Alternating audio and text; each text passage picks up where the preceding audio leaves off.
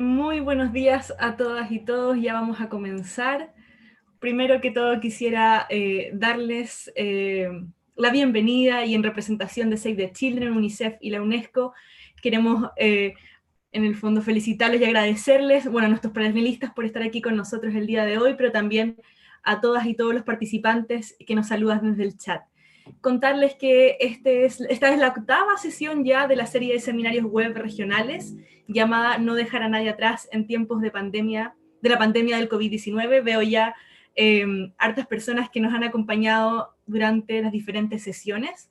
Contarles para quienes nos acompañan por primera vez el día de hoy que esta serie se encuentra inspirada en el principio central de la Agenda 2030 para el Desarrollo Sostenible y la Agenda de Educación 2030, y destaca la prioridad de mantener el foco en las personas más vulnerables e históricamente marginadas en este contexto de crisis.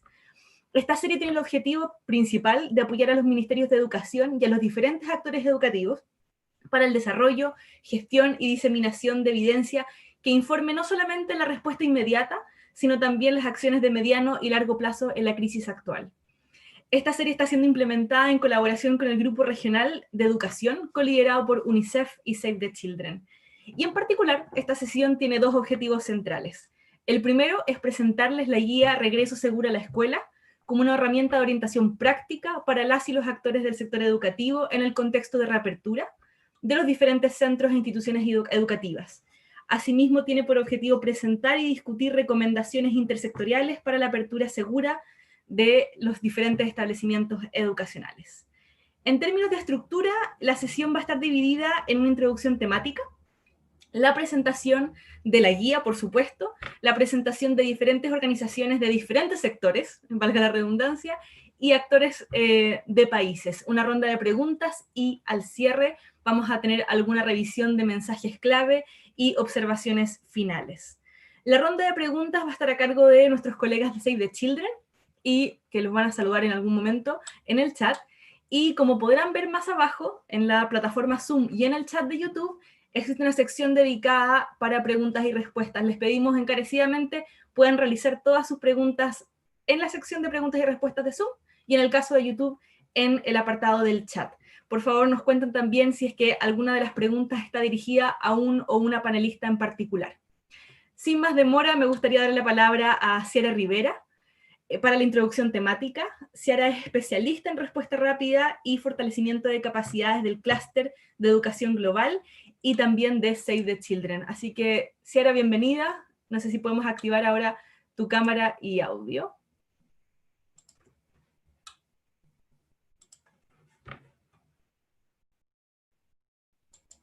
Ahí creo que estamos por verte, Ciara, y el micrófono tenemos que activarlo y estamos listos.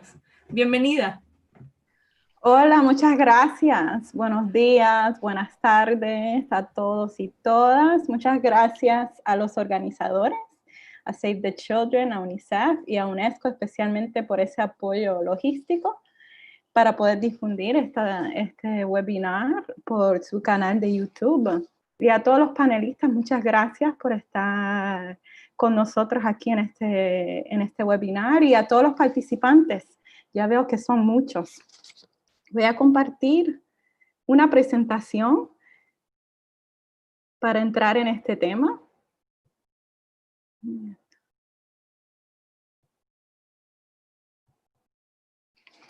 Entonces nos reúne una problemática global que ha afectado, ha impactado el sector de educación y el acceso a la escuela y al aprendizaje, no solo a los alumnos que estaban ingresados en la escuela antes de la pandemia, pero también los que no estaban accesando. Y el regreso a la escuela es una oportunidad muy importante para todos a nivel global y al nivel regional. Y es una integración, una colaboración, una coordinación que necesitamos en este momento para poder pensar, reflexionar y planificar para la reapertura.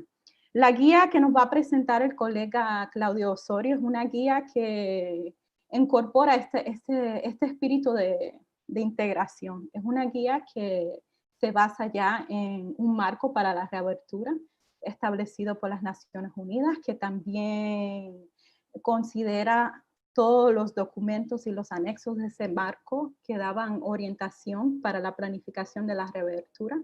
Y es una colaboración entre los sectores de educación y protección, porque sabemos que esta pandemia no solo afecta el sector de educación, pero es una pandemia que ha afectado todos los sectores.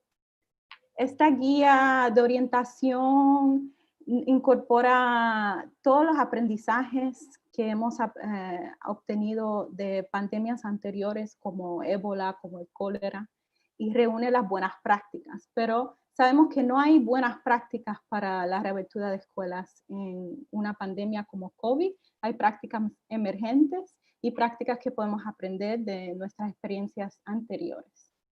Y tenemos que encontrar la solución, la fórmula conjuntamente y contextualizar las acciones de la guía conjuntamente para la región de Latinoamérica y el Caribe. Es una oportunidad muy importante para construir mejor, ver cómo podemos mejor trabajar entre los sectores y cómo podemos mejor ayudar a que todos los niños puedan acceder a la escuela. Son oportunidades para la tecnología, son oportunidades para ver las alternativas para el aprendizaje y son oportunidades para trabajar juntos y encontrar la mejor solución. Y esta guía, como lo había hablado, tiene varios principios claves. La integración es un principio muy clave, por eso tenemos colegas en el panel de muchos sectores. La participación de los niños, niñas y jóvenes. Estamos abriendo el diálogo a ustedes y esperamos que vayan a sus países, a sus contextos para asegurar la participación de los niños, las niñas y los jóvenes en este diseño de reapertura segura a la escuela. El género, la inclusividad, tenemos que pensar en los que no accesaban antes, a los más vulnerables. Toda la comunidad escolar tiene que participar, los maestros, los directores, los gobernantes a nivel nacional, subnacional y en la comunidad educativa. Y tenemos que fortalecer las estructuras existentes y recuperar la resiliencia. Así que con eso paso a mi colega Claudio, que va a presentar más profundamente la guía. Muchas gracias. Muchísimas gracias, Cira, por esa presentación. Ahora quisiera darle el pase a nuestro colega Claudio Osorio. Si no es la primera vez que se suma a nuestros webinars, les va a parecer una cara conocida, pero Claudio es representante de la comunidad hispanoparlante de la Red Interagencial de Educación en Emergencias, la INE, y ahora nos va a contar un poco más de la guía en mayor detalle. Para su información, estamos compartiendo el link de la guía en el chat para que puedan acceder a ella libremente. Adelante, Claudio, muchas gracias.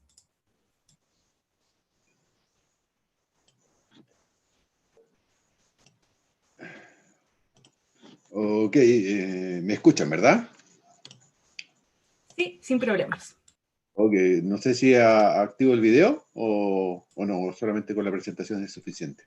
Como quieras, pero siempre es bueno verte la cara. Me tienes que dar permiso porque me tuviste el video. Perfecto, yo te voy a dar el permiso ahora. Adelante. Ok, bueno, muy buenos días con todos y todas. Un gusto nuevamente participar de esta iniciativa del Grupo Regional del cual la INE es parte. A ver, este es un documento práctico. Si algunos ya lo pudieron ver o lo están bajando en este momento, es un documento de 25 páginas. ¿Ya? Es un documento que está orientado a la reapertura segura de escuelas bajo dos principios claves que son repetidos en varias oportunidades de la guía. Uno, que para reabrir las escuelas necesitamos, o sea, los países necesitan las indicaciones de sus respectivos ministerios de salud. Es decir, no nos aventuremos a abrir escuelas si es que el Ministerio de Salud todavía no dice las directivas que las escuelas pueden empezar a reiniciar. Sin embargo, no tenemos que esperar que el Ministerio nos diga eso para empezar a planificar la apertura. Y eso es lo que busca la guía. Por otra parte, un tema que es muy reiterativo en la guía es que, y se ha visto en otros países que han reabierto, tanto de Europa como algunos países en Asia, es que lo más posible es que cuando reabramos la escuela vamos a tener que volver a cerrarla. Entonces tenemos que estar preparados para eso y esta guía, como digo, de 25 páginas, da las orientaciones para estar preparados tanto frente a la noticia o la indicación del Ministerio de Salud para decir el sector educativo puede empezar a funcionar, ¿ya? Pero también el propio sector educativo tiene que saber que va a llegar un momento en que algunas escuelas, o tal vez algunas de un sector, van a tener que volver a cerrar. Y esas dos cosas tengámoslas en mente durante todo este seminario web, ¿ya? Bueno, además de los 6 principios que Ciara nos compartió, les voy a compartir un poquitito aspectos generales de la guía, ¿ya? Para motivarlos a que la usen, ¿ya? Entonces, ¿quién debería usar esta guía? Viendo un poquito los chats, hay gente de colegios y escuelas de diferentes países de la región, también hay colegas de Brasil, seguramente esta publicación va a estar disponible en portugués próximamente con el apoyo de la oficina de país de UNICEF en Brasil, entonces también posiblemente va a haber un lanzamiento similar de esta guía en inglés, en portugués. Entonces, primero es una guía para la comunidad educativa, para instituciones, ONG nacionales, internacionales, sistemas de Naciones Unidas, fundaciones que estén comprometidas con la educación, ¿ya?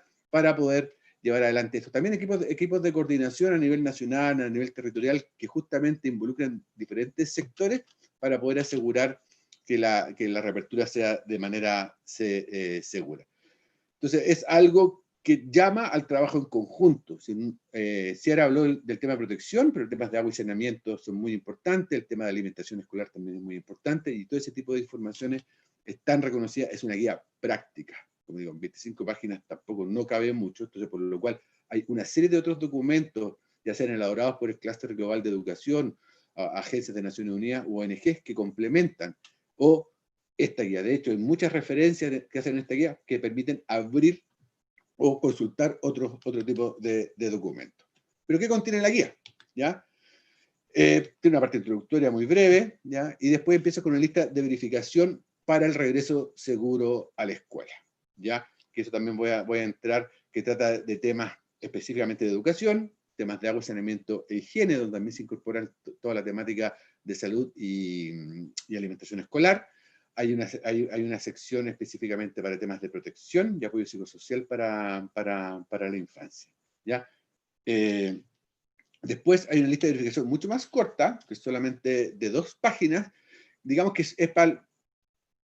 está hecho específicamente para aquellas comunidades educativas más pequeñas, donde los recursos que pueden haber a nivel de personal permitan hacer una evaluación rápida de la situación y consideraciones básicas para una reapertura segura de la escuela. Y estas 2 listas de verificaciones se apoyan en una serie de anexos, ¿ya? Que son 7 anexos, los cuales pueden tener de 1 a 4 páginas, dependiendo del anexo del tema tratado en ese anexo. Pero es todo hecho a nivel de checklist, de bullet point, de tener cosas precisas donde hay que prestarle atención y donde hay que, obviamente, contextualizar en la situación de cada escuela, ni siquiera de cada país, algunas de las medidas que se pueden implementar tanto antes, para abrir la escuela, como mantener algunas otras durante la escuela esté reabierta y siempre pensando en que se puede volver a cerrar. Entonces, esta lista de verificación integrada, ¿y por qué se llama integrada? Porque si bien estamos hablando de educación, hay listas que tienen que ver con agua, saneamiento y higiene, temas de protección y algunas cosas que vamos a repasar rápidamente, ¿ya? Pero para cada uno de estos sectores, o digamos subsectores o elementos básicos para la reapertura de la escuela, se abordan algunas acciones. Aquí se están destacando solamente las principales, es decir, hay más, ¿ya? Pero algunas acciones que tienen que ver antes de reabrir la escuela y otras que tienen que ver después cuando las escuelas ya están reabiertas y funcionando bajo el esquema definido por cada una de ellas. Destacar que como es un proceso que efectivamente va a llevar a cerrar escuelas, volver a reabrirla, es muy importante los temas de planificación, el tema del monitoreo y evaluación de cómo esas medidas que se están tomando están realmente dando los resultados que queremos, y también el poder rendir cuenta, por una parte, a la comunidad educativa en total, pero también seguramente a las autoridades educativas y también, por qué no pensar, autoridades sanitarias que van a estar involucrados en esto. Hay una serie de acrónimos, ¿ya? Que la guía también trae una lista para poder entender muchos de estos acrónimos que se utilizan muchas veces a nivel internacional, pero que cuando tuvimos la oportunidad de revisar la lista, no dice nada en el ámbito local, así que podemos contribuir con ese detalle de los acrónimos. Entonces, monitoreo y evaluación y rendición de cuentas a la comunidad educativa y a la autoridad tiene que ser una acción inicial de lo que tenemos que llevar a cabo. En los temas de agua y saneamiento y higiene, ¿ya?, que se incluye el tema de alimentación escolar, aunque no lo voy a destacar en las diapositivas, es un tema esencial, ¿verdad? Temas que tienen que ver con lavado de manos en escuelas donde no hay agua o donde no hay suficiente sanitario, realmente es un desafío, ¿ya? Para otras será el uso de las instalaciones que ya tienen, pero muchas escuelas van a necesitar asegurar este tipo de servicios para poder reabrir y para poder seguir aquellas indicaciones, ¿verdad?, que hemos venido escuchando de lavarse las manos, no solamente lavarse las manos con jabón, ¿verdad? Y todas las prácticas de higiene que están alrededor, no solamente del lavado de manos, sino también como manipulación de alimentos en aquellas escuelas, no solamente que tengan programas de alimentación escolar, donde también tengan comedores donde los estudiantes acceden a ellos en la hora de colación, ¿ya?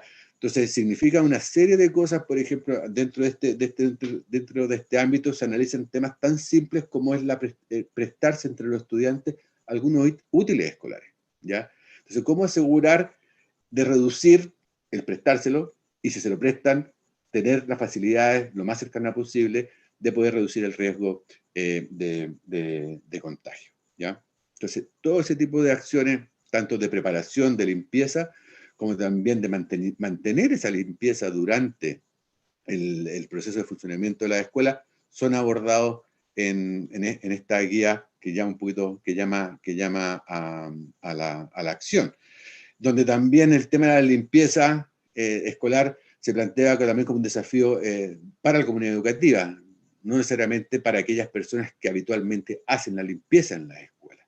Requerimos de un proceso de limpieza mucho más profundo, y no solamente que se haga la limpieza, sino que se mantenga. Entonces aquí también hay una invitación en la guía de que la comunidad educativa se comprometa, primero, de no ensuciar, pero también se comprometa de mantener y de limpiar y de asear los espacios que se requieran mantener una higiene y una limpieza adecuada. Como digo, aquí no está el tema de alimentación, pero en este capítulo, en el agua, saneamiento y higiene, van a encontrar todo lo que tenga que ver con consideraciones que tengan que ver con los procesos de alimentación que se den en las escuelas, ¿ya? También la guía trata la temática de los accesos seguros a la escuela, tanto de llegada de los estudiantes, retirada, y también de alguna idea de cómo planificar, por ejemplo, los recesos, los recreos, para evitar justamente y permitir el distanciamiento social que también invita la guía. A nivel, obviamente, que si estamos hablando de educación y regreso a la escuela, hay consideraciones específicas, ¿ya?, que tienen que ver con el regreso al tema educativo, que van desde el distanciamiento físico, ¿ya?, pero también de poder observar quién está faltando, por qué está faltando, ya sea por temas que tengan que ver con la salud de las personas, que pueden estar eventualmente contagiados o expuestos, que no están asistiendo, pero también, y que es un ámbito que viene más abajo, que es el tema de la salud mental, ¿ya? Entonces, la educación, de alguna manera, también adaptarse a hacer un punto, la escuela a hacer un punto de entrega de información, pero también de referencia a otros servicios sociales que requieran aquellos estudiantes o aquellas familias que durante el proceso de regreso a la escuela pueda ser un factor de identificar a aquellos niños y familias que requieren estos apoyos adicionales y cómo poder derivarlo a los servicios importantes. A lo largo de la guía ustedes van a ver que a medida que se generan ciertas recomendaciones, los van a ir refiriendo a los anexos, donde van a encontrar más información y lista de verificación tal vez más detallada y algunas orientaciones de cómo poder cumplir con las recomendaciones que se consideran en cada uno de estos capítulos, digamos, más bien sectoriales. Entonces, la educación y el apoyo psicosocial aquí van de la mano. El aprendizaje socioemocional también quiere que sea parte integral del proceso de aprendizaje que se dé en el momento de retorno a la escuela. Hablan también de las temáticas que tienen que ver con los procesos de nivelación que van a requerir grupos de estudiantes, y también plantean algunas preguntas sobre cómo hacer llegar estos grupos de estudiantes a la escuela. Sabemos que no van a llegar la misma cantidad al mismo tiempo, pero cómo privilegiar grupos de estudiantes que permitan hacer esta nivelación no hacia abajo, ¿ya? Una nivelación hacia arriba, de manera de poder considerar eventualmente que los grupos que regresen a clases regresen con niveles de aprendizaje más o menos similares que permitan el desarrollo de las clases presenciales de una manera más fluida y más dinámica, de manera de poder también atender a aquellos niños y niñas que requieren una atención de nivelación, las requieran y los consideren también al mismo tiempo. Entonces, ese tipo de consideraciones que empiezan a generar una serie de ideas, ¿ya? Están también ofrecidas en la guía. Bueno, y lo que les dije aquí en esta lámina, el último punto, estar preparado que se va a volver a cerrar, ¿ya? Entonces eso es claro, es decir, ¿qué pasa si en medio de un año escolar, cuánto me queda, Paula? ¿Qué apareció? No, por favor, no era solamente para cortar. Adelante, por favor. Ya. Pero, por ejemplo, ¿qué pasa si en el medio del periodo escolar, del horario escolar, a mitad del horario escolar, se identifica que pueden haber una serie de estudiantes que están presentando síntomas?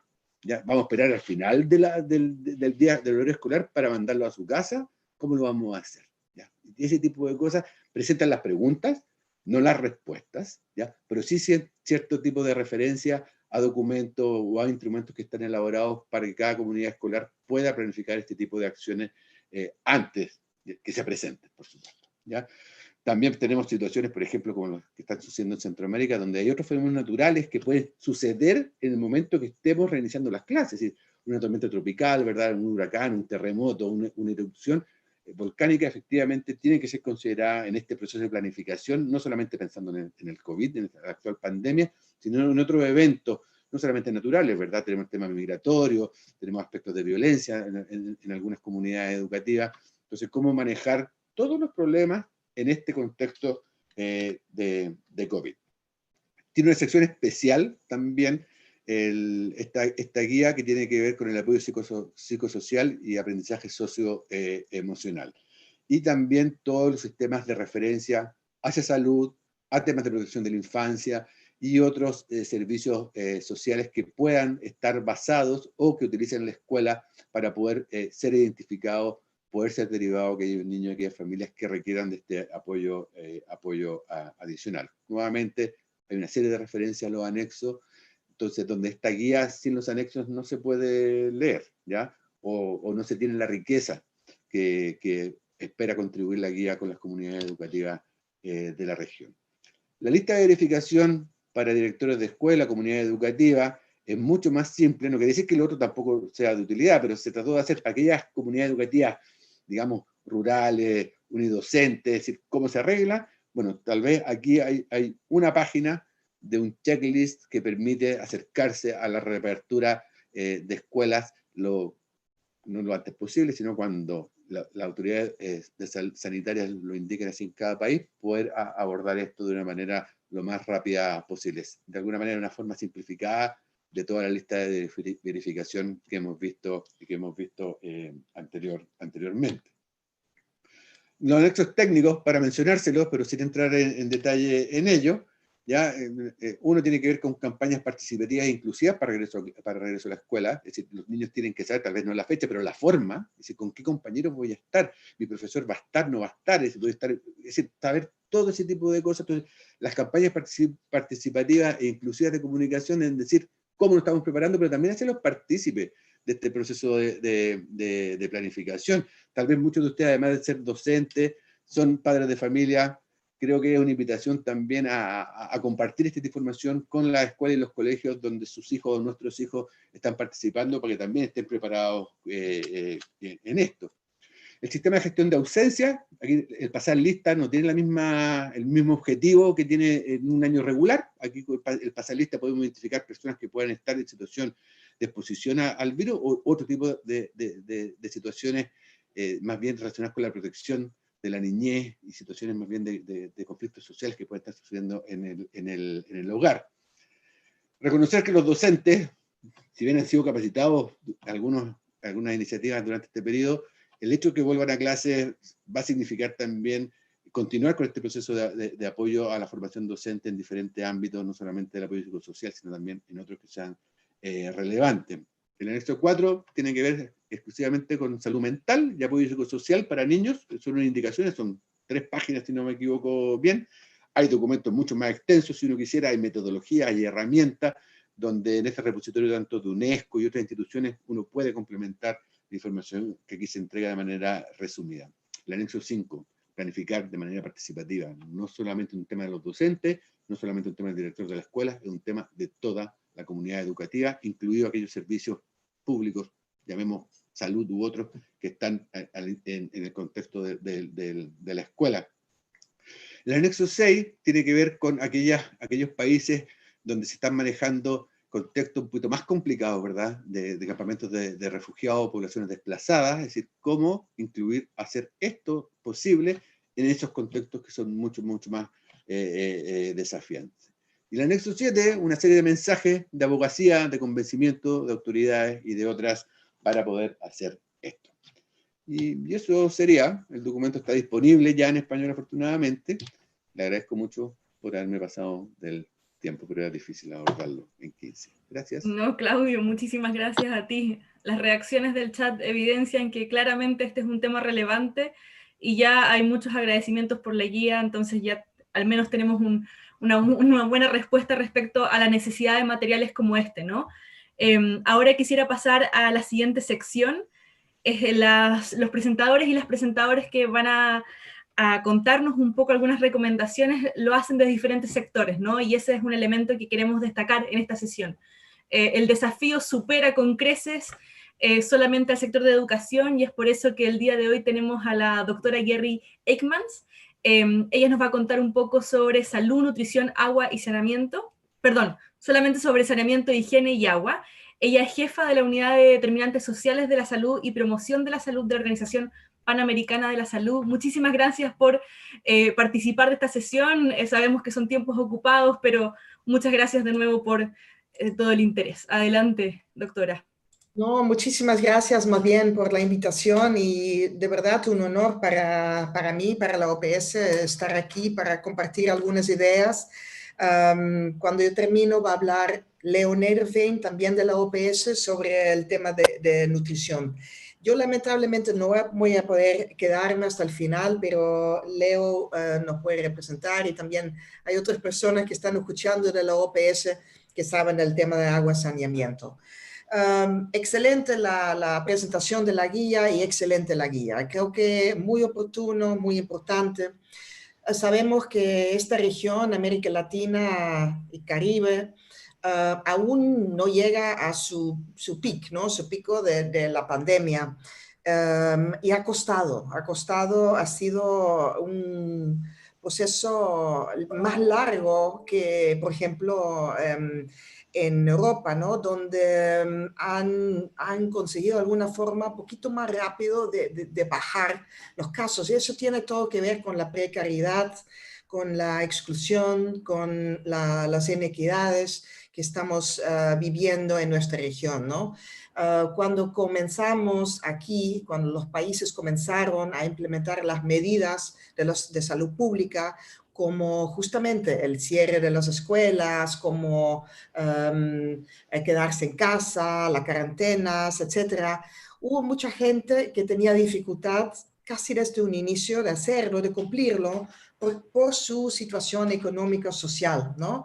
Y una de las cosas, obviamente, los trabajadores informales, los que perdieron su trabajo con contratos precarios, etcétera. Entonces, esto empujó de alguna forma este llamado a volver a la normalidad, lo que sea la normalidad. Y por eso yo creo que estamos viendo en América Latina un momento, y es muy bueno que estamos ya en el modo de preparación, ¿no? Para que las escuelas pueden abrir con seguridad, pero aún no es tiempo, ¿no? Hay varios parámetros, no voy a entrar en esto, que explican de cuándo sea este tiempo. Y excelente esta idea de que sí se va a abrir, pero también hay posibilidades que en algún momento tiene que cerrarlo nuevamente. Entonces, la apertura de escuela dentro de este contexto es fundamental, ¿no? Porque si queremos que los padres vuelvan a sus trabajos, etcétera, es esencial que también los niños vuelvan a la escuela para justamente crear este espacio para ellos de poder volver a la normalidad, ¿no? También hemos visto un tema, y Leo sin duda va a hablar de esto porque creo que es importante en este contexto, es que muchas de las familias en América Latina dependen de la nutrición escolar, ¿no? De los desayunos, de los almuerzos, etcétera. Eso sí, un elemento adicional dentro de estas dificultades a adherir a las medidas de salud pública para las familias. Entonces, nos vamos al modo de preparación para que la escuela esté listo para recibir a esos niños.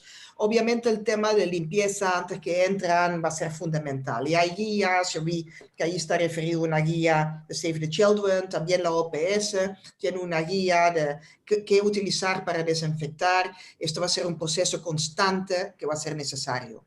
Pero lo que más a mí, en lo personal, me preocupa es que hay 90% de las escuelas en nuestra región que no tienen todas las condiciones para garantizar que los niños pueden lavarse las manos con agua y jabón de forma frecuente y de forma adecuada.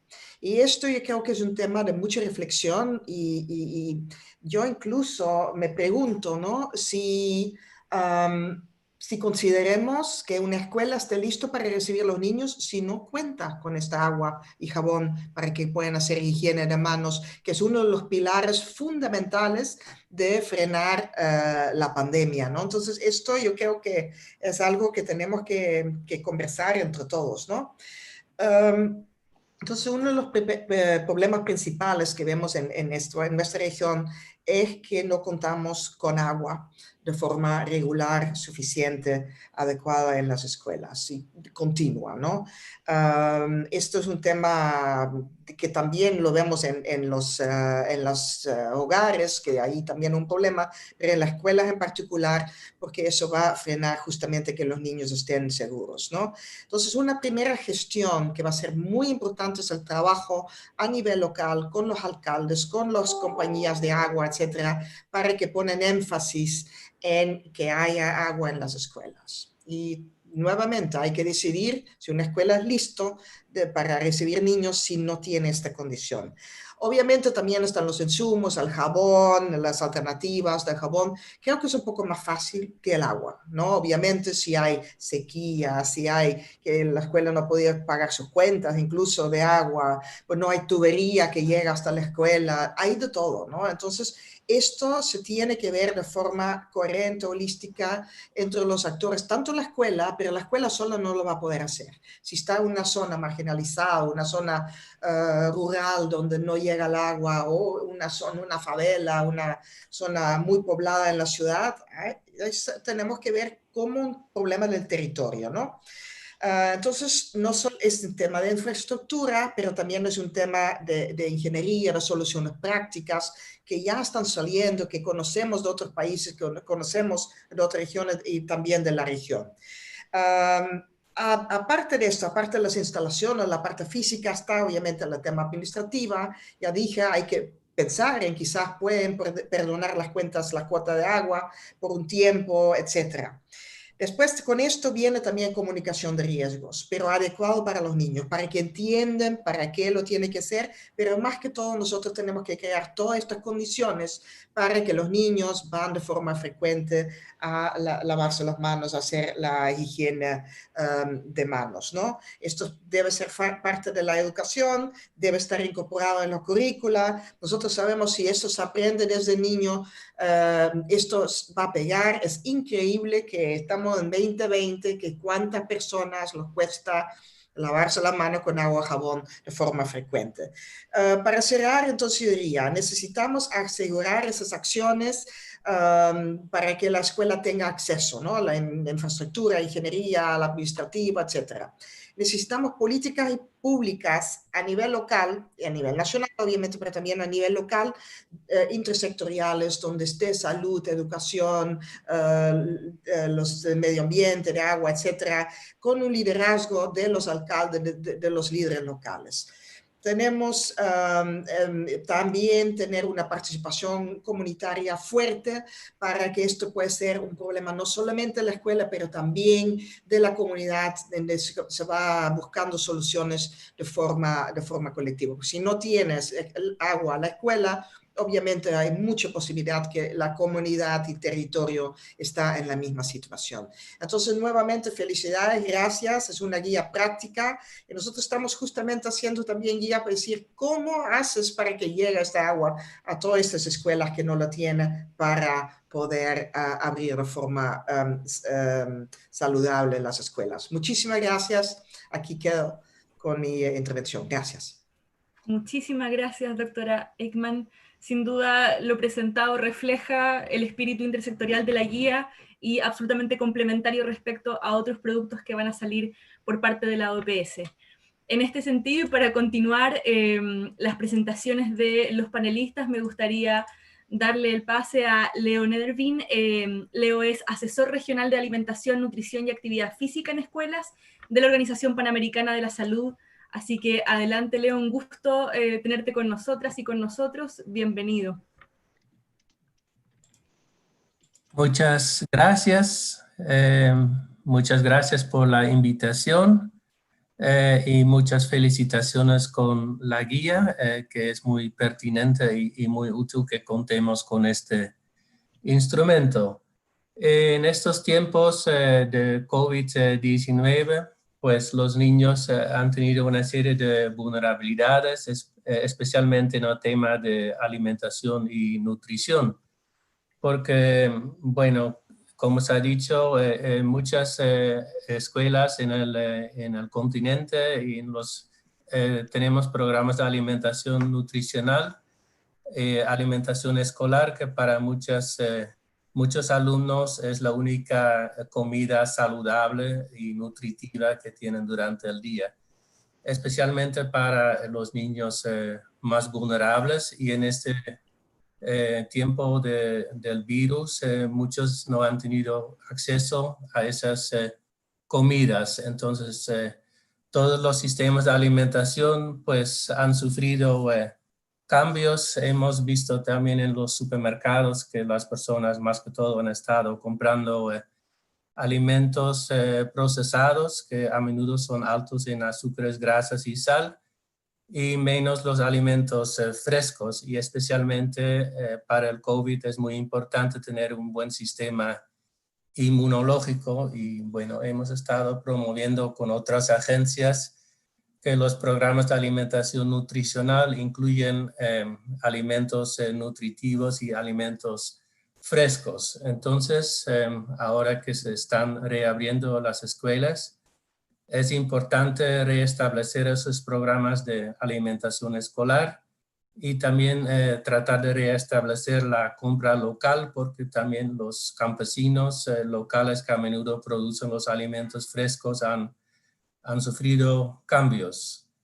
En general es importante también ver cuáles son los niños que han sido más vulnerables, y hay una doble problemática, porque por un lado hay niños que tienen muy poco y que tal vez no tienen mucho que comer, pero también hay otro grupo de niños. Hemos visto que la obesidad también ha estado creciendo, ¿no? Y por eso también tenemos que ver a la calidad de la alimentación y nutrición en las escuelas. Entonces, es importante continuar con los programas de alimentación y nutrición en las escuelas.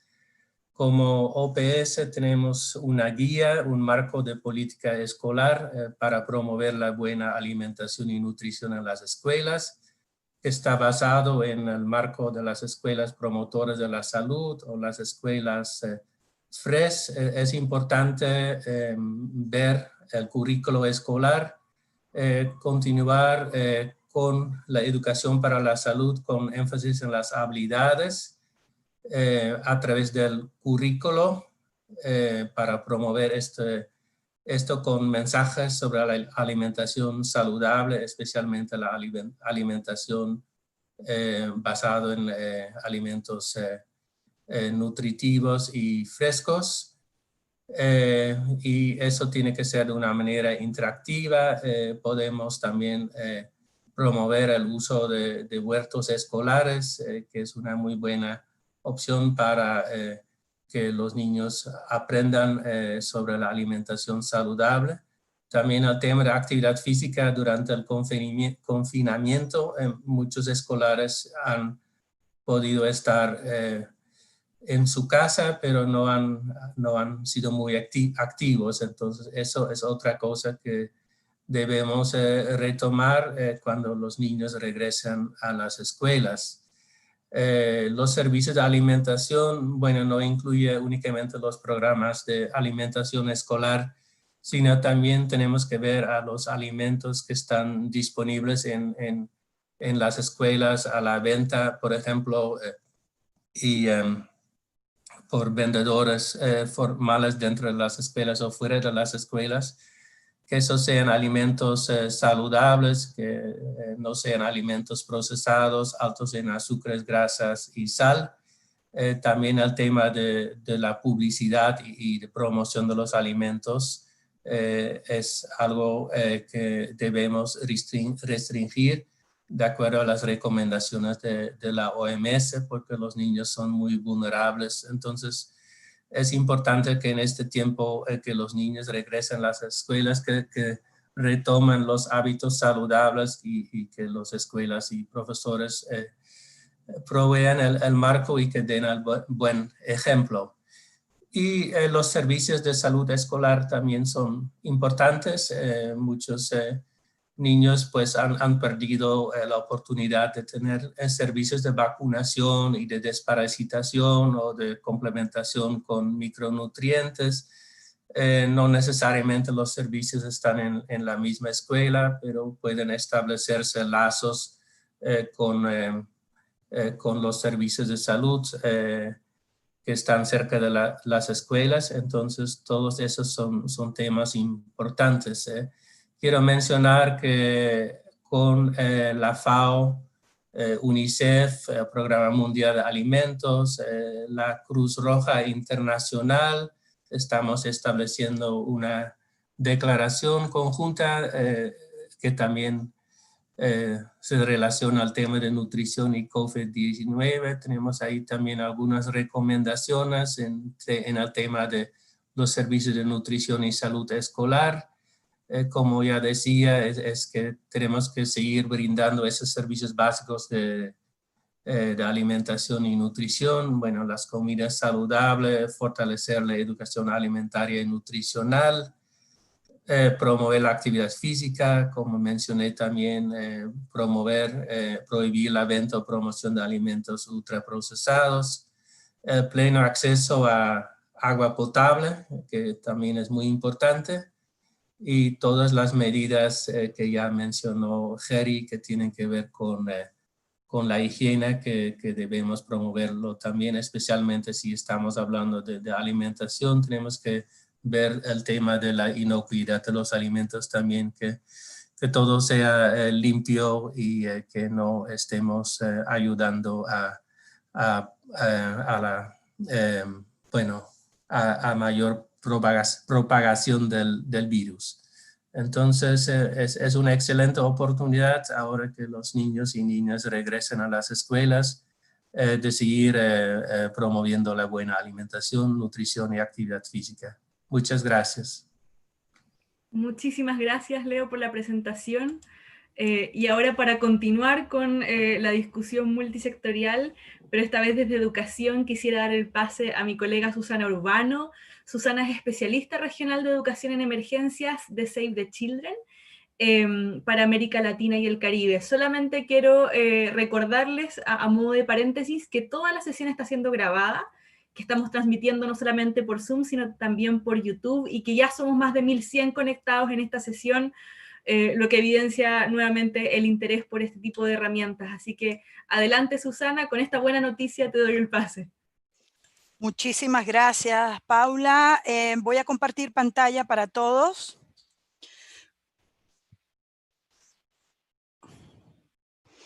Perfecto, todos me ven, ¿verdad? Te vemos muy bien. Perfecto.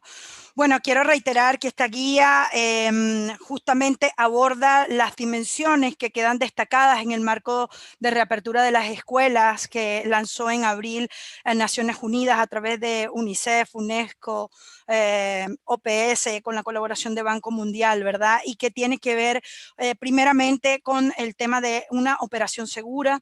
Segundo, que tiene que ver con asegurar los procesos de aprendizaje, ¿verdad? Que todos los niños y las niñas tengan acceso realmente al servicio educativo, y tiene que ver también con la inclusión de los más vulnerables, y también incluye el tema del el bienestar para todos. En ese sentido, yo voy a rescatar parte de las cosas que también mencionó Claudio, que están en la guía, ¿verdad?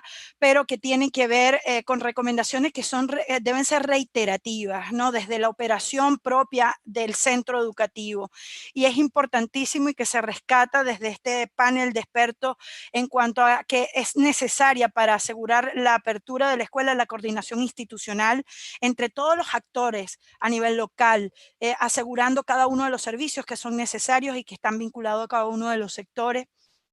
Y también a nivel intersectorial, desde los actores que colaboramos, desde la sociedad civil, desde las Naciones Unidas, etcétera, para justamente asegurar que estamos todos en la verificación oficial de que se ha reaperturado las escuelas. Claudio lo mencionó antes, esta no es una iniciativa para impulsar que tenemos que abrir las escuelas ya, no, esta guía es para orientar en el momento que oficialmente podemos entrar a la escuela, nos permita ya contar con orientaciones para planificar, pero antes de cumplir ese alineamiento oficial no deberíamos estar accionando ni abriendo las puertas de las escuelas. Por tanto, es importantísimo este proceso de articulación entre la oficialidad, pero también entre nosotros como actores en el terreno. Tenemos que ser sustantivos en que todas las partes estén cubiertas: nutrición, salud, agua, saneamiento, y el sector educación desde la escuela quien debe hacer el checklist en este sentido. La siguiente reiteración para las recomendaciones es que tenemos que asegurar la inclusión. Tenemos que establecer desde la planificación que efectivamente todos los niños y niñas están siendo incluidos, los adolescentes, etcétera, y desde sus distintas condiciones.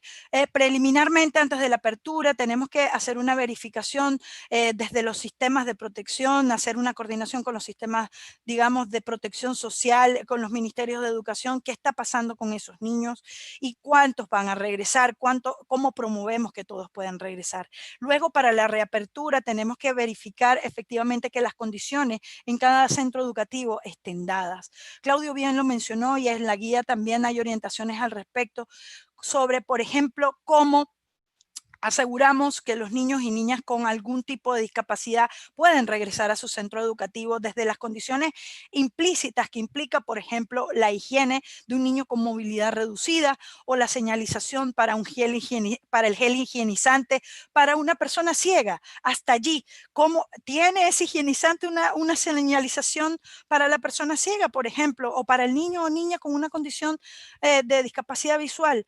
Ese detalle es importante desde la perspectiva de la visión inclusiva. También pensando desde los accesos, el transporte debe asegurarse en estas condiciones. Otra de las cosas que incluye la inclusión que tiene que ver con la participación. ¿Cómo aseguramos que los niños y niñas están poniendo su voz en este proceso de reapertura? En el antes y después, cómo esa reapertura está funcionando después que ya se han abierto las puertas. Es sustantivo, importante para la rendición de cuentas como proceso, de verdad, la participación y las voces de los niños y de las niñas. La otra cosa importantísima que están dentro de las recomendaciones, que tiene que ver la seguridad ante todo. Pero la seguridad no implica nada más la seguridad tendiente a la bioseguridad, a la higiene, a que garanticemos el wash, etcétera, sino que también está vinculado a la salvaguarda de la niñez en perspectiva, uno, de su protección desde que sale su escuela, de su casa, de todo lo que trae desde su casa, ¿verdad? ¿verdad? Y la detección de lo que podría haber estado pasando en su casa, hasta cómo los actores que estamos en las escuelas actuamos en la seguridad de los niños.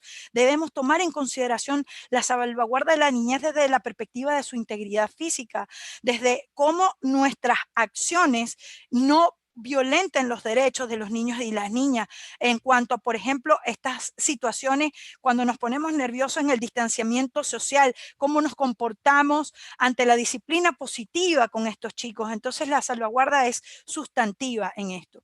Y otro elemento súper importante que tenemos que tomar en consideración nosotros, los que vamos a estar en las escuelas, docentes, operadores, sociedad civil, todos los que están brindando el apoyo, es la preparación para el retorno de la familia y de los docentes. Antes y durante la reapertura tenemos que hacer un proceso de sensibilización a la familia, al niño y a la niña que va a regresar a la escuela, para que no sienta temor por una parte, ¿verdad? Y por otra, para que tomen las medidas necesarias en función a su seguridad, tanto física como psicológica. Igual para los docentes, cómo va a funcionar el sistema educativo, cómo van a ser los horarios, cómo se va a estructurar el funcionamiento de las escuelas. Nuestros primeros respondedores en el sector educativo son los docentes. Ellos son un nodo nordiano importantísimo que nosotros debemos atender. Y esto del retorno y la preparación previa de las familias y los docentes pasa por incluir dentro de la estrategia el proceso de apoyo psicoemocional, que debe ser una línea transversal, tal cual como lo refrenda la guía, ¿verdad? En la guía van a conseguir orientaciones claves, específicas, líneas gruesas, pero que lo que pretende es justamente orientar específicamente a todos los que nos vamos a adentrar en las escuelas en este proceso. Ya con estas palabras, simplemente voy a resaltar una cosa que hemos dicho en todos los webinars y entender que la educación salva vidas.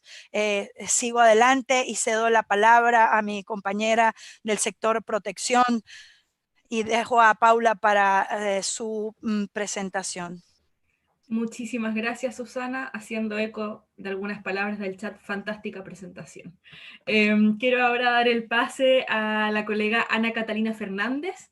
Ella es especialista regional de protección de la Oficina Regional de UNICEF para América Latina y el Caribe. Muchísimas gracias, Ana Catalina, por sumarte a esta sesión con nosotras. Sabemos que son tiempos difíciles y ocupados, pero solamente ver la cantidad de personas de diferentes sectores los sistemas educativos ponen la relevancia de estas instancias. Así que adelante, Ana Catalina, muchas gracias. Gracias y buenos días y buenas tardes a todos y a todas.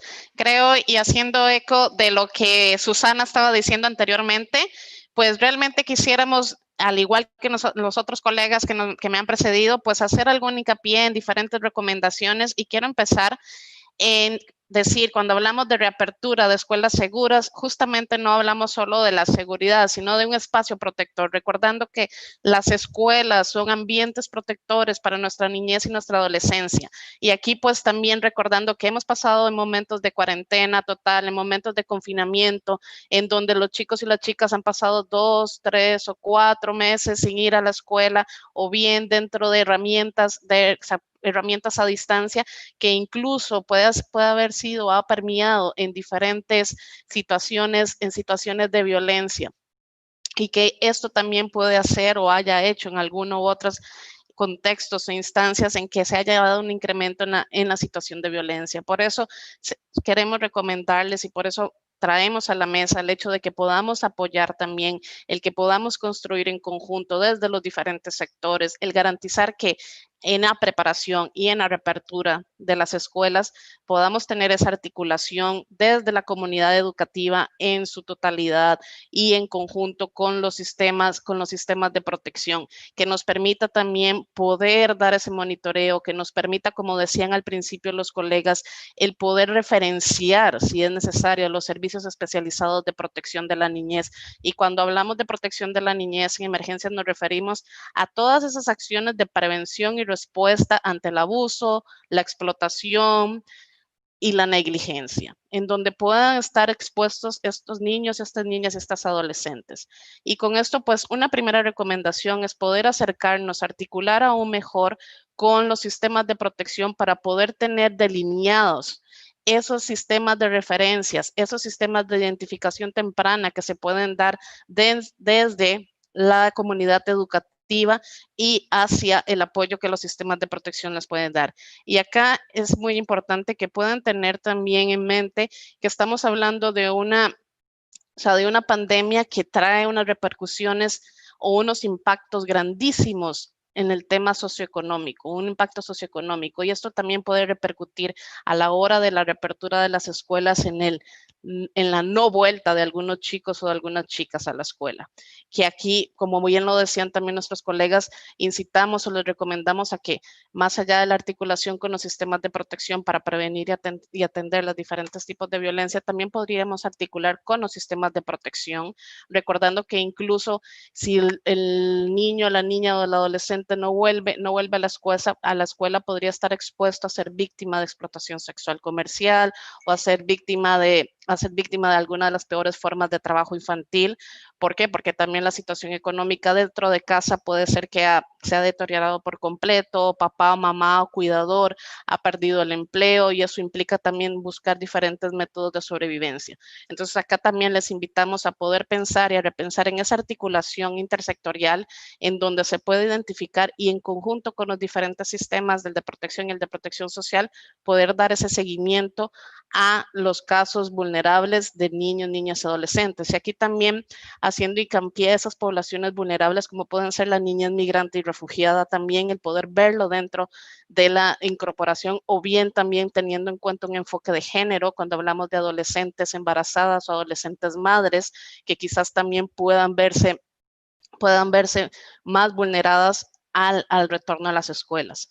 Por otro lado, otra de las recomendaciones que también se mencionaba, y creo que lo mencionaba Claudio, que tiene que ver con el tema de poder generar herramientas de apoyo psicosocial, no solo, y aquí quiero enfocarme que no solo a los niños y a las niñas y a los adolescentes a los cuales efectivamente, y creo que en alguno de los comentarios de los chats han puesto que el poder regresar y jugar y poder estar en contacto con sus compañeros en donde quizás en estos últimos meses no lo han estado, es bien importante, pero también tenemos que pensar que no solo dirigido a los niños, niñas y adolescentes, sino también al mismo docente, al mismo profesional educativo, a la misma comunidad educativa, que también tenemos que pensar en estrategias de cuidado al cuidador. ¿Por qué? Porque si bien tenemos a docentes que también están padeciendo esta misma emergencia en la que estamos todos inmersos, pues también tienen emociones o frustraciones o emociones de tristeza o desesperación en algunos momentos que, si bien no pueden ser manejadas, si es más difícil para los niños y las niñas incluso entender este tipo de contextos y estas discrepancias de que no podemos salir, ahora sí podemos salir, ahora no podemos volver a la escuela, también el adulto se siente afectado y es necesario poder seguir trabajando, poder apoyarles y generar estrategias que puedan estar inmersos dentro de toda la comunidad educativa y para todos. Y aquí incluyendo a los padres, madres y cuidadores, quienes también tienen un rol importante, y aquí un poco dentro de esas estrategias de apoyo psicosocial, es importante el poder facilitar información certera, precisa y amigable incluso también para los padres, las madres y las cuidadoras, que nos permita también asegurar que la escuela va a ir a una reapertura segura, protectora, y que pueda contar con información para que el padre y la madre entienda y pueda apoyar todas las estrategias, no solo de prevención de contagio, sino también de prevención de la estigmatización y la discriminación que se puede o que bien se está dando en algunas comunidades a nivel local, como hemos visto en diferentes países, pero que justamente a esta reapertura apoyemos a que disminuyamos ante todo esa estigmatización y esa discriminación que se le puede venir dando o se podría generar a algún niño, niña y adolescente. La otra recomendación a la cual quisiera enfocarme es el fortalecimiento de las capacidades a la comunidad educativa, a los docentes, el poder pensar en estrategias de capacitación, si bien en la preparación y ahora dentro de las herramientas que tenemos a distancia, de educación a distancia y parcialmente a lo que va a ser en la reapertura, considerar poder capacitarles, fortalecer sus habilidades para poder apoyarles a identificar cualquier riesgo, cualquier síntoma que pueda tener el niño o la niña para que luego se pueda referir. Pero no solo hablo, y no solo me refiero aquí para si hablamos de herramientas a distancia de protección en línea o de protección a algunos riesgos de violencia y protección en línea, sino también cuando regresemos, se regrese a las escuelas y tengamos que trabajar también con esa estrategia de apoyo psicosocial para que el docente o la docente o el proveedor del servicio educativo pueda tener unos mínimos de conocimiento que puedan alertar ante cualquier riesgo. Y eso, o sea, y eso podría apoyar en la prevención al conjunto de una comunidad educativa, y aquí haciendo hincapié en el que toda la comunidad educativa es partícipe de poder garantizar ese espacio protector, ese espacio seguro para la niñez y la adolescencia. Y con esas 3 o 4 recomendaciones me quedo acá y luego con mucho gusto podemos comentar más al respecto. Gracias, Paula. Muchísimas gracias, Ana Catalina. Sin duda hay muchas preguntas específicamente orientadas a este tema, así que agradecemos que te puedas quedar para la siguiente sección.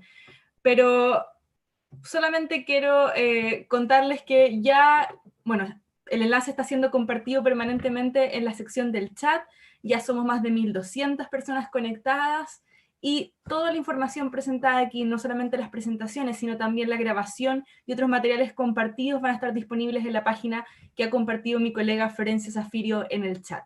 Y el último punto que quiero compartirles es que no solamente ha sido importante las presentaciones que hemos escuchado por parte de las y los panelistas, sino también algunas experiencias que han sido compartidas en el chat por parte de diferentes actores educativos. Hemos visto directoras y directores de escuela, docentes, padres y madres, así que valoramos muchísimo ese intercambio también. Y para continuar con la siguiente sección, quisiera darle el micrófono a mi colega Ruth Custode.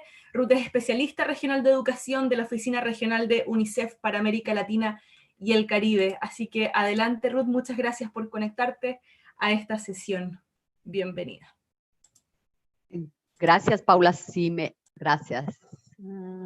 Ok, muy buenos días con todos y todas.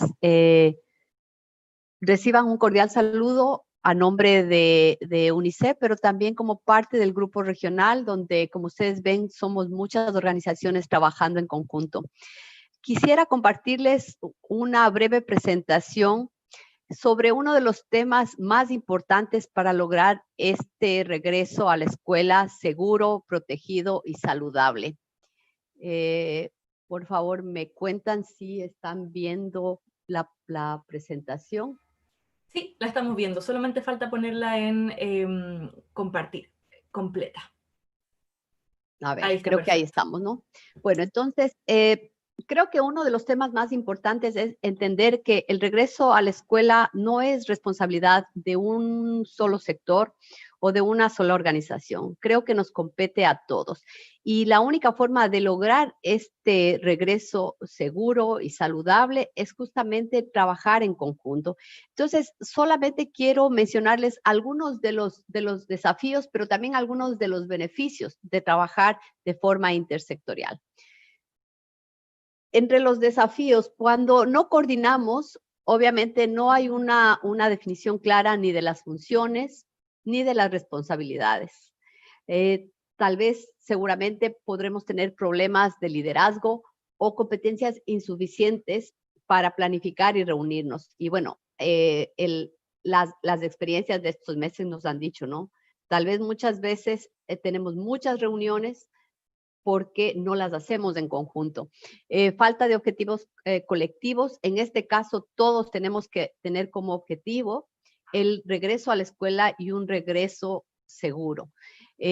Una falta de estrategias de comunicación e información. Uno de los grandes problemas durante esta pandemia ha sido la falta de información o la información en exceso y muchas veces información que no viene de fuentes oficiales, que también produce un caos. La incompatibilidad de caracteres cuando estamos trabajando en un grupo o programas o estrategias que compiten entre sí. Entonces, una de las cosas que tenemos que estar claros es que aquí no es una competencia de quién regresa más rápido, ¿sí?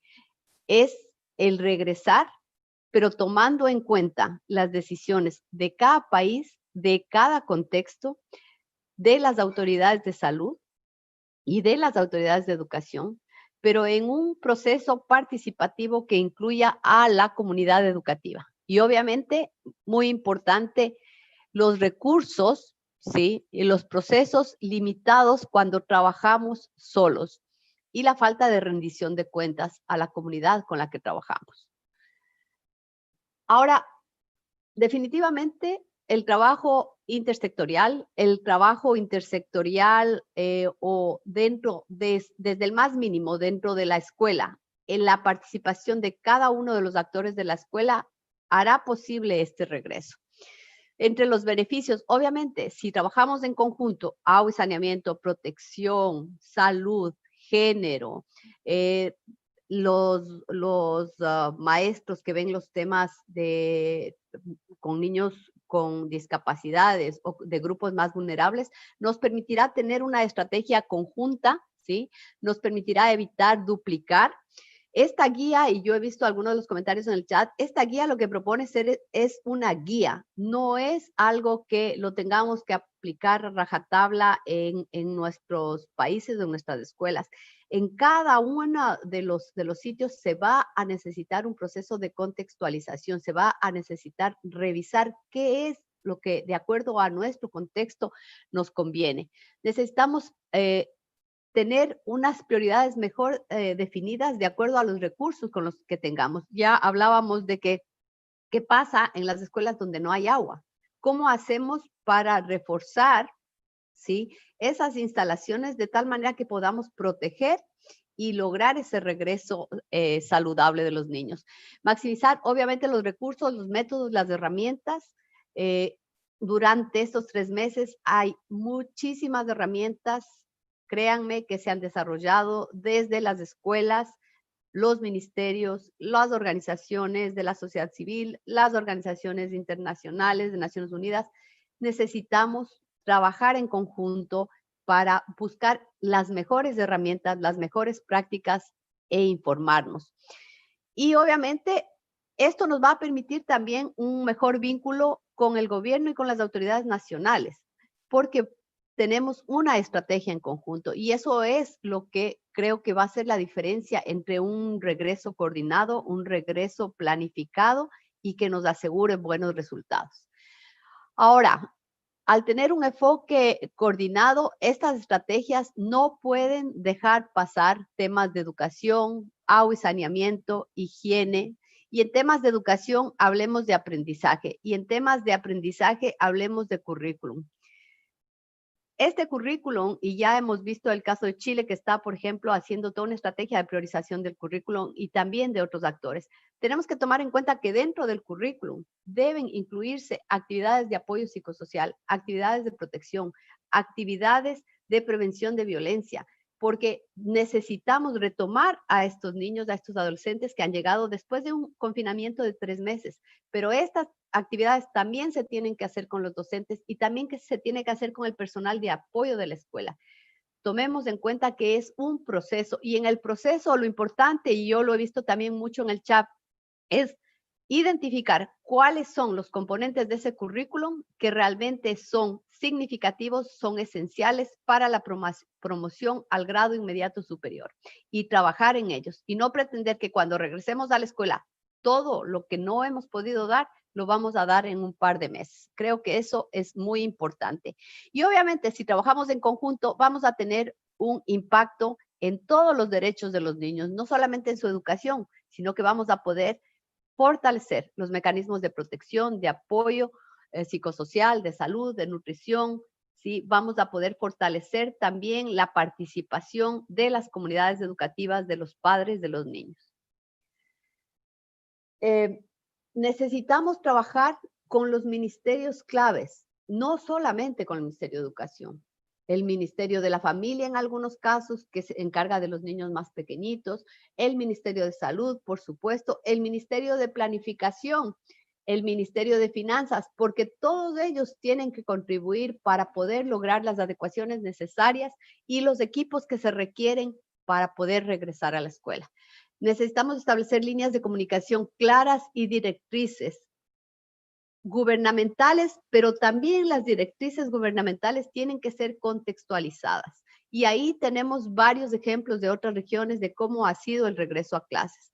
En algunas ocasiones se ha priorizado a los niños más pequeños porque se considera que son los que necesitan mayor apoyo, se benefician menos de las iniciativas a distancia y que generalmente sus padres, al estar trabajando, no podrán apoyarlos.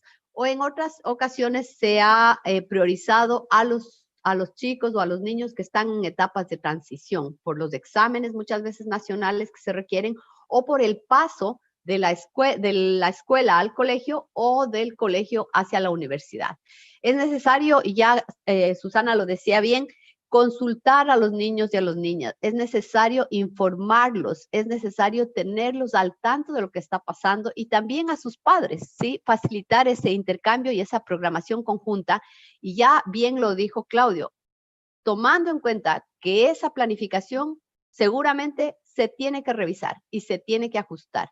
Todos los documentos que se están haciendo de regreso a la escuela son documentos vivos que muchas veces se tienen que cambiar. Ya han visto el caso de Francia y de algunos otros países donde después de abrir la escuela se tuvieron que volver a cerrar. Pero entonces va a ser así, va a ser un ajuste, va a ser escalonado, va a ser prolongado. Cada uno de los países tomará esa decisión, pero tiene que ser una decisión informada, planificada y que no ponga en riesgo ni a los maestros ni a los estudiantes.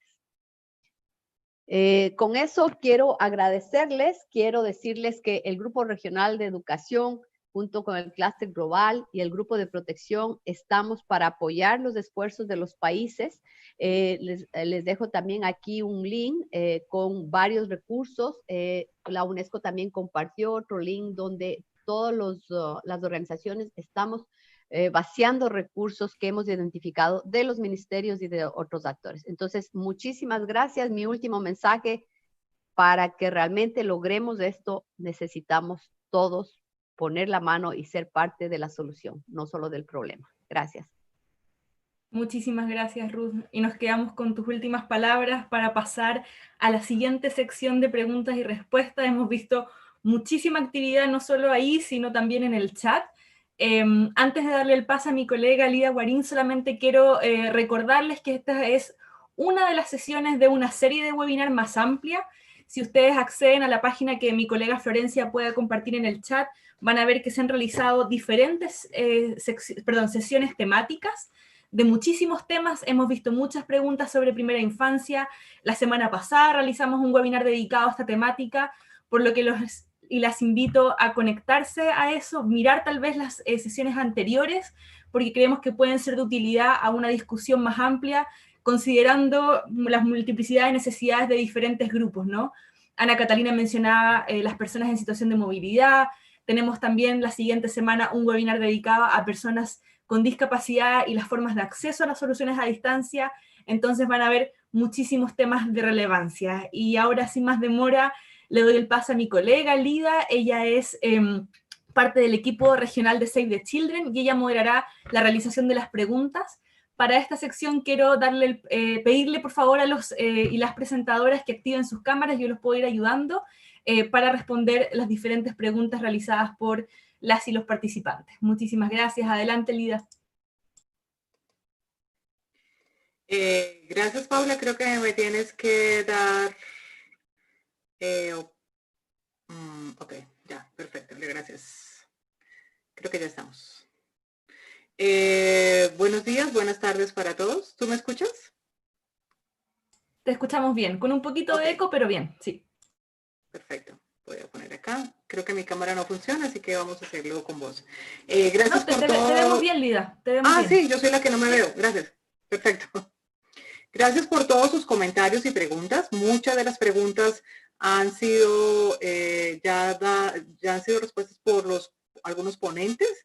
Entonces he retomado 6 preguntas que por su complejidad y quizás por su interés colectivo vale la pena abordarlas de esta forma, tanto también en el chat de YouTube.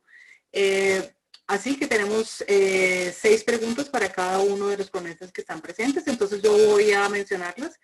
Vamos a tener casi como 2 minutos para responderlos, entonces voy a mencionar las preguntas para cada uno y voy dando la palabra, o si no, a través de Paula, para dar su respuesta. Esta es una pregunta para Ciara. ¿Cuál fue el proceso de elaboración de la guía y qué sectores participaron en el diseño y concreción de propuestas específicas? Esta es una pregunta para Claudio. ¿Cómo la guía aborda la apertura diferenciada por grupos de edad, en especial relacionado con niños y niñas más pequeños o párvulos, donde dada la complejidad de seguir indicaciones de seguridad sanitaria necesita una especificidad? Esta es una pregunta para Leo. En el proceso de apertura de la escuela, ¿cómo apoyar y hacer un balance entre las formas de tomar alimentos tradicionales, como el ATAPI en Bolivia, que es un alimento colectivo, y las recomendaciones sanitarias? Bueno, acá dicen que se come con la mano, que es una forma tradicional de alimentarse comunitariamente. Esta es una pregunta para Susana, sobre cómo la guía aborda el conocimiento y acompañamiento de las condiciones de vida y situación emocional de los docentes, para que ellos a su vez puedan enfocarse en el apoyo a niños y niñas de manera adecuada. La siguiente pregunta es para Ana Catalina, es cómo la guía aborda el tema de estigmatización y temor al interior de la escuela por contagio y para garantizar un regreso seguro. Y para Ruth, la pregunta es cómo se prevé el monitoreo de la implementación de la guía para ver el impacto y aprendizajes en la aplicación progresiva y así ver un poco cómo se implementa para posibles cierres o aperturas futuras. Esta es la pregunta. Si por favor no quedó claro para algunos de los ponentes, pueden indicarme para repetirlo, o si no, le doy la palabra a Ciara. ¿Todo perfecto? Ok. Ciara, entonces creo que tienes 2 minutos para responderla como máximo. Sí, muchas gracias por la pregunta. La guía se basa ya en orientaciones a nivel global que empezaron desde abril con el marco de Naciones Unidas para la reapertura de las escuelas y otras orientaciones que se desarrollaron a través de OMS, el Banco Mundial, muchas organizaciones intersectoriales. Y la guía fue respuesta cuando empezamos a socializar y a exponer las diferentes orientaciones. Se pidió del nivel del campo una guía práctica con acciones prácticas para la reapertura de la escuela, que responde ya a las decisiones que se tomen a nivel de los ministerios. Así que fue una colaboración del Clúster Global de Educación que tiene miembros en el grupo estratégicos de diferentes organizaciones internacionales que también trabajan a nivel programático en educación, en protección, agua, saneamiento, nutrición. Así que viene una perspectiva bien intersectorial y también con la participación de la INE, que también tiene su red a nivel mundial en los países en que estamos apoyando. Y ya es una respuesta práctica con orientaciones, sugerencias que se tienen que contextualizar a nivel de cada país. Muchísimas gracias, Ciara. Claudio, sigues tú con la respuesta. Bueno, la pregunta es cómo esta guía considera el tema de la primera infancia, y viendo estas preguntas, por ejemplo, que hablan de la educación superior también, ¿ya? La guía no es específica, no habla de primaria ni secundaria, ni de los lapsos, por ejemplo, que tienen muchas veces que son escuelas que llegan a solamente primaria y después tienen que darse una transición a nuevas escuelas que toman la secundaria. No hace ningún tipo de especificidad la guía sobre eso, está hecho para las comunidades educativas y creo, sí, eso sí creo que la mayoría de las consideraciones que plantea la guía son como un punto de partida sin importar el tipo de público o la edad o el grupo etario de los niños, niñas y jóvenes que atienden una determinada escuela, pero efectivamente también Hay unas preguntas en el chat sobre consideraciones específicas sobre personas con discapacidad. Es un tema transversal que está a lo largo de toda la guía, sin embargo, estoy seguro que requieren, como decía Susana, algunas consideraciones específicas que van generándose materiales, ¿verdad? Y hay disponibles todas estas plataformas que les hemos ido compartiendo, así que yo creo que muchas, el tema de aprendizaje, cómo se va a evaluar el aprendizaje, cómo se van a cerrar las evaluaciones de los años académicos, creo que eso es un desafío no solamente para nosotros como grupo regional, instituciones que estamos preocupados de la situación, pero son muchas preguntas que tienen respuesta, entonces también una invitación a todos los participantes a buscar respuestas y a atreverse sin poner en riesgo la vida ni de los docentes ni de los estudiantes, pero hay muchas interrogantes que no tienen respuesta y las respuestas que vayamos dando tenemos que ir aprendiendo y eso es lo que se ha comprometido el grupo, no solamente con este tipo de seminarios, sino también ir poniendo toda la información que rescatamos en estos repositorios de documentos. Pero la guía, como digo, específicamente no tiene recomendaciones específicas para esto. Muchas gracias, Claudio, por la respuesta y por la invitación de seguir pensando en respuestas colectivamente. Leo, tu pregunta. Sí, muchas gracias. Me preguntaron por la alimentación tradicional y si eso estaba de acuerdo con las recomendaciones alimentarias, sobre todo si eran alimentos que se comían con las manos.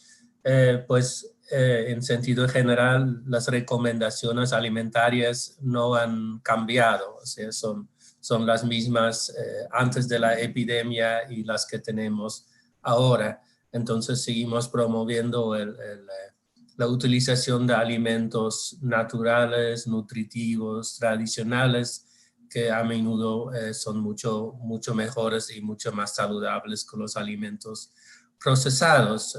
Obviamente, las recomendaciones de higiene y de inocuidad de los alimentos tampoco han cambiado, pero ahora es más importante que nunca. O sea, siempre en la alimentación en las escuelas ha sido importante lavarse las manos antes de comer y en este caso pues debemos insistir todavía más en eso. Es una oportunidad también para que los niños aprendan de la importancia del lavado de las manos y bueno, que continúen comiendo los alimentos saludables. Entonces hay que insistir más que antes en la importancia del lavado de las manos y de la preparación higiénica y consumo higiénico de alimentos. Gracias, Leo. Definitivamente la comida y la nutrición tradicional no discute con las medidas sanitarias y debemos encontrar el balance y seguir trabajando en esto. Susana, tu respuesta. Y puedes recordar la pregunta. Sí, muchas gracias. Me preguntaba sobre específicamente, o me la recuerdas tú, no importa, pero tiene que ver cómo la guía orienta sobre las condiciones de los docentes y su cuidado, ¿no? La idea, justamente en una de las recomendaciones que hacíamos en cuanto al apresto para el retorno seguro a escuelas, es justamente el cuidado al cuidador. ¿Sí? Para que los niños puedan estar cuidados, el docente, que es nuestro primer respondedor en el ámbito educativo, debe ser apoyado. Independientemente, hemos venido hablando de que esto no es una fórmula, esto no es específicamente, la guía no va a decir exactamente todo lo que hay que hacer, porque la realidad también de los docentes, dependiendo del entorno donde se encuentren, si es un área de difícil acceso, si es un área urbana, etcétera, y las condiciones por cada localidad, país, va variando. La guía sí en su anexo 3 tiene un apartado muy específico con algunas estrategias que aluden a cómo hacer para apoyar a los docentes. Entre esas estrategias está, por supuesto, el tema del establecimiento de redes docentes para el autoapoyo, ¿verdad? El apoyo a los responsables de los centros educativos por parte de las autoridades, establecer y mejorar los mecanismos de comunicación entre ellos, porque esto ya se hace, pero es reforzarlo. Importantísimo también es la referencia al apoyo psicoemocional. Allí también encontrarán enlaces que tienen que ver con esto en cuanto a ahí hacen mención y enlazan a un curso de autoformación y de formación para el autorreconocimiento de las condiciones emocionales, para la autocontención de estas herramientas y también de cómo poder orientar el soporte psicoemocional de sus estudiantes cuando se enfrentan cuando se enfrenten al retorno educativo, ¿no? Es sustantivo, como hemos venido diciendo cada uno de los panelistas, que esto también se trata de un proceso de construcción colectiva. No tenemos las respuestas ante todo. Esto es una situación inédita a nivel global digamos, en esta primera parte de este siglo. Hemos tenido situaciones de pandemias muy alejadas a la realidad, digamos, en el tiempo, de lo que está sucediendo en un mundo tan globalizado como el que tenemos hoy, lo cual va a requerir de un proceso de construcción colectiva importante, de ideas, de consejos, entre la práctica y la orientación gruesa que se está dando desde esta guía. Y ya con eso doy por terminada mi respuesta. Gracias, Lida. Adelante. Susana, efectivamente, un elemento clave de la guía es pensar el cuidado del cuidador y cómo necesitamos docentes y todo un aparato, una comunidad educativa sólida para hacer un acompañamiento adecuado y unas valoraciones de riesgo adecuadas. Ana Catalina, con tu respuesta, y si quieres, si necesitas, puedo refrescar la pregunta o lo puedes hacer tú. Gracias, Lida. La pregunta, si no me equivoco, tenía que ver sobre qué puntos o qué líneas daba la guía sobre prevenir la estigmatización, ¿cierto? Correcto. Sí, y el temor, y los manejos de temor de los niños y las niñas en regreso a la escuela. Claro, y esto, efectivamente, como han dicho mis colegas anteriormente, pues la guía nos da algunas líneas, pero no necesariamente es la fórmula perfecta. Y desde luego acá, volver a reiterar que dependiendo del contexto, dependiendo de la localidad, dependiendo del país, pues también se deben de ajustar las diferentes estrategias de cómo llegamos a las comunidades, porque justamente las líneas que da la guía es hacia eso, es hacia poder proveer información clara a todas las comunidades, a trabajar con la comunidad, con padres, con madres, con cuidadores, sobre los diferentes aspectos que incluye el poder retornar a la escuela. Y a raíz de esa información clara, también el poder facilitar un proceso de acompañamiento hacia esos padres, a esos madres, a esos cuidadores y desde luego hacia los docentes mismos. Porque si los docentes, y lo que decía anteriormente, si los docentes no están capacitados también en cómo debemos de hacer ese retorno seguro, pues también en alguna u otra forma puede ser que contribuyan a poder generar algún temor, el que contribuyan a no generar una información clara, o bien si los padres o las madres no entienden cómo se contagia, cómo se puede prevenir el contagio, pues de una u otra forma también va a ser muy difícil que puedan, o que promuevan el retorno seguro a sus hijos, a sus hijas. Y desde luego, pues decir que también en niños y niñas más chiquitos o más pequeños de primera infancia, lo que papá y mamá diga es como el espejo a lo que se va a hacer. Y si papá y mamá en casa dicen que no vamos a regresar a la escuela porque ahí se pueden contagiar todos, pues los niños también van a sentir ese miedo, ese miedo de poder regresar. Y que desde luego, pero de alguna otra forma que va más allá de la información clara que podemos proveer, también tener claro que el cambio de las dinámicas que hemos presentado en estos últimos meses, si bien para nosotros los adultos nos ha afectado, tenemos que entender que tanto para niños en primera infancia, en edad escolar y para adolescentes también va a ser difícil el volver y retornar a la escuela. Y ahí es donde tenemos que poder promover que esas estrategias de retorno a la escuela vayan acompañadas de estrategias de apoyo psicosocial que permitan poder reforzar esa resiliencia, esa confianza y ese derecho a regresar a la escuela de manera segura, ¿no? Y es allí, y ahí me quedo porque sé que eran 2 minutos.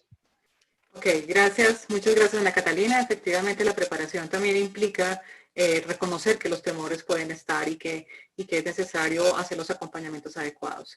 Y finalmente, Ruth, te dejamos con la pregunta relativa al monitoreo y el proceso de reconocimiento de los aprendizajes para futuras cierres y aperturas también.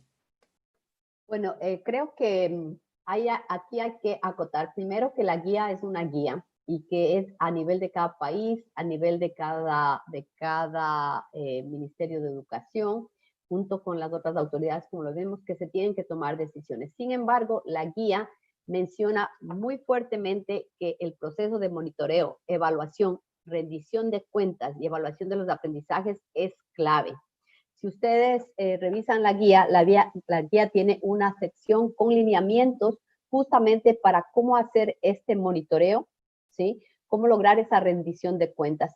Y uno de los anexos de la guía incluso nos da algunas opciones de programas por los cuales se pueden monitorear, utilizando, por ejemplo, acceso a data por teléfono o por mensajes de texto. Entonces nos da algunos elementos claves.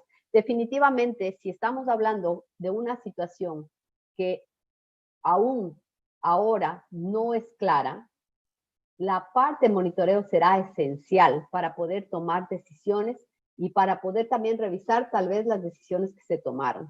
En ese sentido, el tema del monitoreo es constante. Aquí la guía propone, por ejemplo, un monitoreo diario, obviamente, de las condiciones de salud, de la asistencia, de todo el personal educativo, y propone también un seguimiento mensual, por ejemplo, de las políticas que se han tomado, de las acciones. Todo esto, como ya lo decían mis colegas, se tendrá que contextualizar a nivel de cada uno de los países y tal vez a nivel incluso de las escuelas. Lo importante es mencionar que hay esta guía, que esta guía es un paraguas grande que nos da algunos lineamientos, pero también contarles que también estamos trabajando en otras guías. También en forma conjunta estamos buscando tener guías más precisas, más específicas, con las cosas que se deberían hacer a nivel de las escuelas y con algunas orientaciones más específicas también para los ministerios. Pero creo que tenemos ya algunas herramientas clave. La una, como decía Kiara, es el marco de reapertura de escuelas, que propone trabajar en 6 dimensiones, que justamente es esto: trabajar en todos los temas de aprendizaje, trabajar en operaciones escolares seguras, trabajar en protección y bienestar de los niños y en cómo llegar a los niños más vulnerables. Pero para eso se requieren 2 cosas básicas, que son la revisión y la flexibilización de políticas, y por otro lado el financiamiento. Entonces tomemos en cuenta que ese es un paraguas que en base a este marco global se ha hecho, pero que todavía nos tocará seguir especificando, seguir trabajando. Y la parte de monitoreo y rendición de cuentas es clave, no puede faltar. Gracias. Muchísimas gracias, Ruth, y todos los ponentes. Han seguido llegando montones de preguntas. Desafortunadamente no tenemos el tiempo para responder cada una de ellas. Algunas han sido ya han recibido respuesta en la sección de preguntas y respuestas. Así que vamos a retomarlas, no solamente para alimentar este chat, sino también alimentar futuros webinars. Paula, te paso la voz a ti. Muchísimas gracias, Lida, y muchas gracias a las presentadoras y los presentadores. Solamente comentar que como el espacio de preguntas es muy acotado, lo que usualmente hacemos post-webinar es sistematizar las principales que fueron preguntadas en la sección de preguntas y respuestas, valga la redundancia, y luego se las enviamos a nuestros presentadores y presentadoras, y luego las subimos en la página de seminarios web que mi colega Florencia ha estado compartiendo. Así que si no encontraron su pregunta ahora, van a encontrarla probablemente en esta sección. Y ya para finalizar, quisiera agradecer a las y los panelistas que nos acompañaron el día de hoy por sus excelentes presentaciones. Sabemos que la sesión ha generado muchísimo interés, lo sabemos por no solamente que se completó Zoom, sino también porque muchas personas han estado conectadas en YouTube también. Mi colega también, Florencia, compartió la página donde el Grupo Regional de Educación ha estado consolidando los recursos mencionados aquí, así como muchísimos otros que también forman parte de las diferentes respuestas de los países. Sabemos que el espíritu de estos webinars y de las actividades es la solidaridad regional y creemos que compartir las iniciativas de diferentes países colabora en eso. Pero antes de finalizar, me gustaría compartir con ustedes una iniciativa que nos tiene muy contentos y contentas. Es una iniciativa que apoya el Grupo Regional y es un curso que se está realizando por parte de la Universidad Abierta de Recoleta para docentes de toda la región. Es un curso gratuito, abierto, no tiene límite de inscripciones y se llama Derecho a la Educación en Tiempos de Crisis.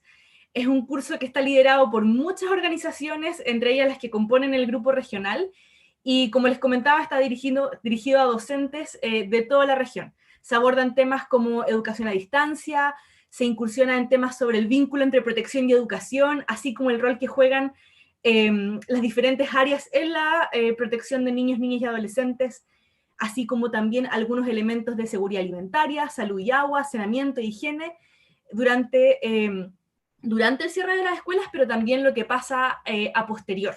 Yo les voy a compartir en un segundo el link de inscripción en el chat, pero quiero que podamos ver este video promocional del curso que mi colega Florencia está compartiendo. Adelante, Florencia.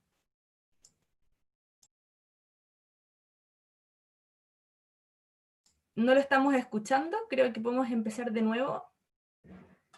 Y eso, tal vez poniendo el sonido.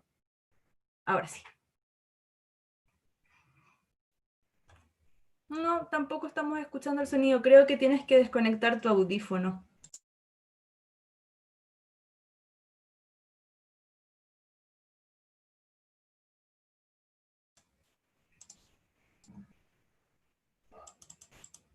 Flo, tienes el micrófono apagado, por eso no escuchamos.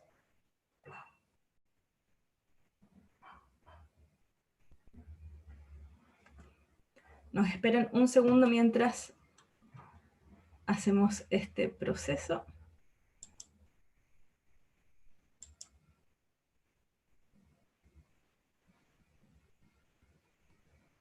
No estamos pudiendo escucharlo.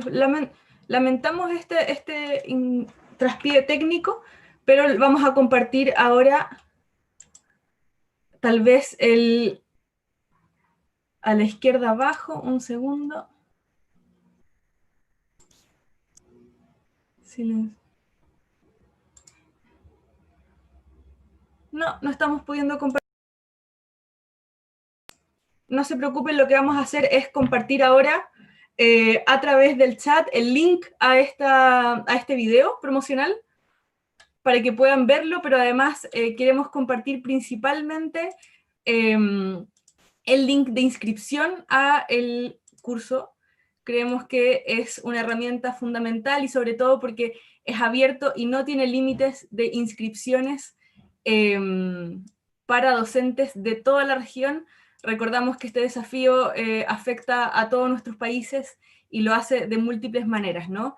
Quiero terminar solamente agradeciendo nuevamente a todas y todos los presentadores. Agradecemos esta instancia, les recordamos nuevamente conectarse todas las semanas a esta misma hora, no, casi a esta misma hora y mismo canal, con algunas diferencias horarias dependiendo de la sesión, pero muchísimas gracias nuevamente y le enviamos un abrazo enorme desde los diferentes países en los que estamos. Un abrazo grande, que estén muy bien. Ahí dejo los micrófonos abiertos a los colegas y las colegas. Gracias, Paula, y todo el equipo de UNESCO por permitirnos estar en este espacio el día de hoy. Gracias, Paula, gracias, Florencia, gracias a todo el equipo de UNESCO inmenso que está detrás de la organización de este webinar. Muchas gracias. A ustedes, por favor. Gracias. Un abrazo grande. No gracias. Gracias. Chao, chao. Feliz tarde, gracias.